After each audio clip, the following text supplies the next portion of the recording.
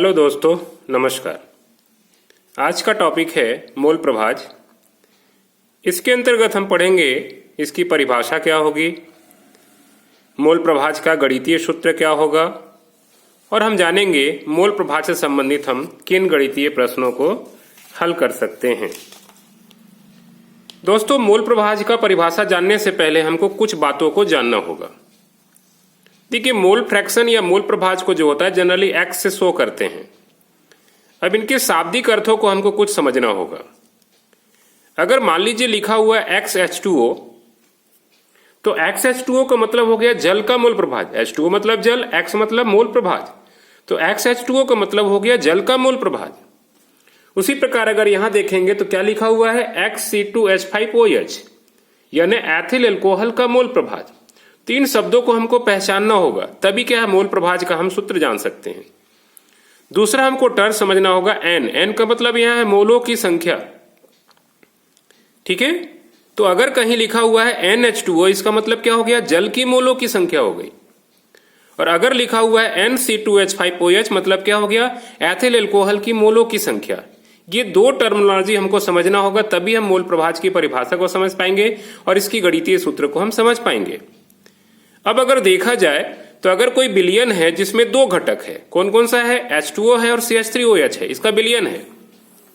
अगर हमको जल का मोल प्रभाज निकालना होगा तो इसका गणितीय सूत्र क्या हो जाएगा, XH2O मतलब जल का मोल प्रभाज बराबर क्या होगा, NH2O बटे NH2O प्लस NCH3OH। इसी प्रकार अगर हमको निकालना होगा कैसा, मैथिल अल्कोहल का मूल प्रभाज, तो मैथिल अल्कोहल का मूल प्रभाज XCH3OH बराबर क्या हो रहा है, ऊपर NCH3OH बटे NH2O प्लस NCH3OH। कहने का मतलब क्या है कि जिस घटक का हमको मोल प्रभाज ज्ञात करना है, ध्यान रखिएगा, उस घटक को हम क्या करेंगे, ऊपर रखेंगे और विलयन में जितने भी घटक है उनकी मोलों की संख्या को नीचे रख करके हम क्या करेंगे, जोड़ेंगे। तो इस प्रकार हम मोल प्रभाज को कैसे परिभाषित कर सकते हैं कि विलयन में किसी एक घटक की मोलों की संख्या और विलयन में उपस्थित सभी घटकों की मोलों की संख्या का जो अनुपात होता है उस प्रथम घटक का मोल प्रभाज कहलाएगा। यानी प्रथम घटक यहाँ पे क्या है, जल है, इसलिए जल का मोल प्रभाज हो गया। यह प्रथम घटक क्या है, मैथिल अल्कोहल है, तो क्या हो गया, मैथिल अल्कोहल का मोल प्रभाज हो गया। तो इस प्रकार हम मोल प्रभाज की परिभाषा कैसे दे दिया, विलयन में उपस्थित किसी एक घटक की मोलों की संख्या और विलयन में उपस्थित सभी घटकों की मोलों की संख्या, कुल मोलों की संख्या का अनुपात जो होता है उस प्रथम घटक का मोल प्रभाज कहलाता है। ये हमारी परिभाषा रही किसकी, मोल प्रभाज का। विलयन में उपस्थित किसी एक घटक की मोलों की संख्या तथा विलयन में उपस्थित सभी घटकों की कुल मोलों की संख्या का अनुपात क्या कहलाएगा, उस प्रथम घटक का मोल प्रभाज कहलाएगा। ठीक है, एक एग्जाम्पल और हम दे रहे हैं यहाँ पे। यदि विलयन में तीन घटक है, मान लो क्या है, H2O है, CH3OH, COOH है, एसिटिक अम्ल और एथिल अल्कोहल है, और इनकी मोलों की संख्या क्रमशः मान लीजिए क्या है, NH2O है, NCH3COOH तथा क्या NC2H5OH हो, तो ध्यान रखिएगा जल का मोल प्रभाज का सूत्र क्या हो जाएगा, यहाँ पे XH2O बराबर NH2O प्रथम घटक, बाकी देखिए तीन घटक है, तीनों की मोल संख्या को जोड़ेंगे, NH2O plus NCH3COOH plus NC2H5OH। तो ये क्या है, इसका कह सकते हैं मूल प्रभाज का गणितीय सूत्र होगा। इसी प्रकार देखिए यहाँ पे एसिटिक अम्ल का अगर मोल प्रभाज ज्ञात करेंगे तो क्या होगा, ऊपर एसिटिक अम्ल की मोलों की संख्या बटे क्या होगा, विलयन में कुल मोलों की संख्या, मतलब जल की मोलों की संख्या, एसिटिक अम्ल की मोलों की संख्या और कैसा, एथिल अल्कोहल की मोलों की संख्या। उसी प्रकार अगर एथिल अल्कोहल का मोल प्रभाज ज्ञात करेंगे तो क्या होगा, ऊपर एथिल अल्कोहल का मोलों की संख्या बटे नीचे क्या हो जाएगा, कुल मोलों की संख्या में जल की मोलों की संख्या, एसिटिक अम्ल की मोलों संख्या और एथिल अल्कोहल की मोलों की संख्या। इस प्रकार हम क्या कर सकते हैं, यहाँ पे मोल प्रभाज हम ज्ञात कर सकते हैं। तो ये प्रमुख कैसा है गणितीय सूत्र है, निर्भर करता है कि विलयन में कितने घटक है, उसके हिसाब से हमारे सूत्र बना सकते हैं। चलिए अब आपके समक्ष एक हम प्रश्न रख रहे हैं। क्या प्रश्न है, 12 ग्राम जल, 100 ग्राम एसिटिक अम्ल तथा 92 ग्राम क्या है, एथिल अल्कोहल के मिश्रण में प्रत्येक घटक का मोल प्रभाज ज्ञात कीजिए। ध्यान रखिएगा यहाँ तीन घटक है, 12 ग्राम जल है, 100 ग्राम एसिटिक अम्ल और 92 ग्राम एथिल अल्कोहल, यानी तीनों पदार्थों का क्या करना होगा, सबसे पहले हमको मोलों की संख्या निकालना होगा।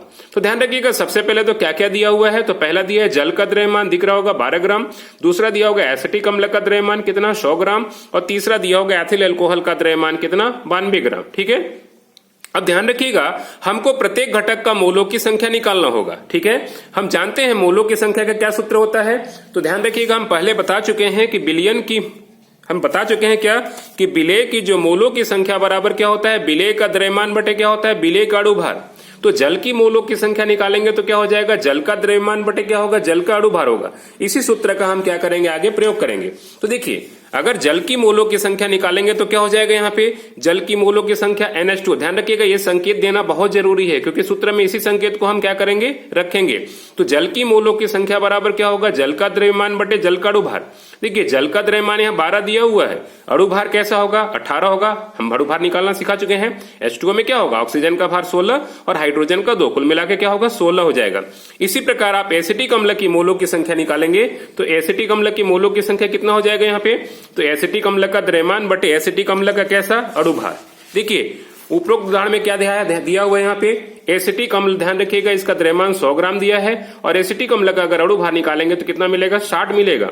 इस प्रकार यहाँ कितना हो जाएगा भार निकालेंगे, कितना होगा मोलों की संख्या, 1.67 आ जाएगा। ठीक है, अब देखा जाए एथिल एल्कोहल की मोलों की संख्या तो क्या निकालेंगे, एथिल एल्कोहल का द्रव्यमान बटे एथिल एल्कोहल का अणुभार।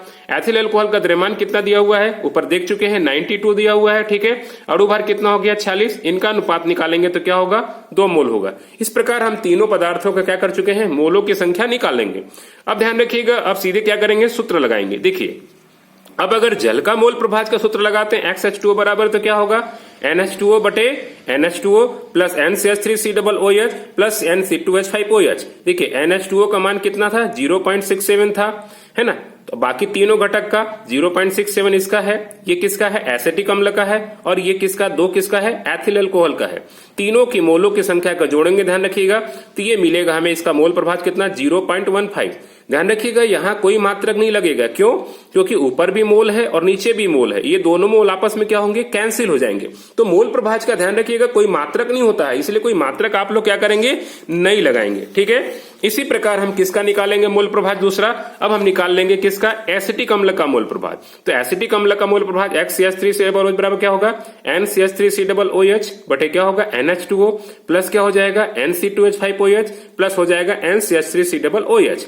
हमने क्या किया, उसी हिसाब मान लिया, ऊपर किसका, एसिटिक अम्ल के मोलों की संख्या रख लिया, बाकी नीचे तीनों का रख लिए, फिर से वही रेशियो आ गया नीचे 4.34।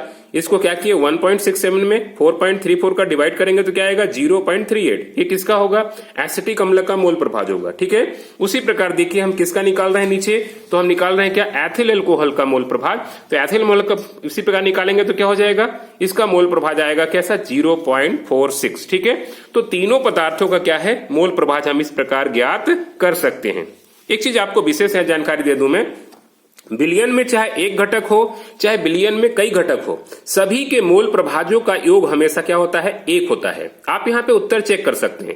अभी देखिए हम जल का मोल प्रभाज निकाले 0.15, एसिटिक अम्ल का निकाले 0.38 और किसका, एथिल अल्कोहल का निकाले 0.46। ध्यान रखिएगा इन तीनों को जोड़ेंगे तो क्या हुआ, अप्रोक्सीमेटली कितना रहा, 0.99। देखिए पूरे मान को हम नहीं रखेंगे, वास्तव में एक ही है, इसको मान सकते हैं कितना, हम एक ही है। तो हम यहाँ देख रहे हैं तीनों घटक का मोल प्रभाज क्या होता है, एक ही होता है। याद रखिएगा बिलियन में चाहे एक घटक हो, बिलियन में चाहे 2 घटक हो, चाहे बिलियन में 3 घटक हो, सभी के मोल प्रभाजों का योग हमेशा कितना होता है, एक ही होता है। ठीक है दोस्तों, उम्मीद है कि मोल प्रभाज पूरी तरह से समझ में आ गया होगा। ठीक है, ओके, थैंक यू सर।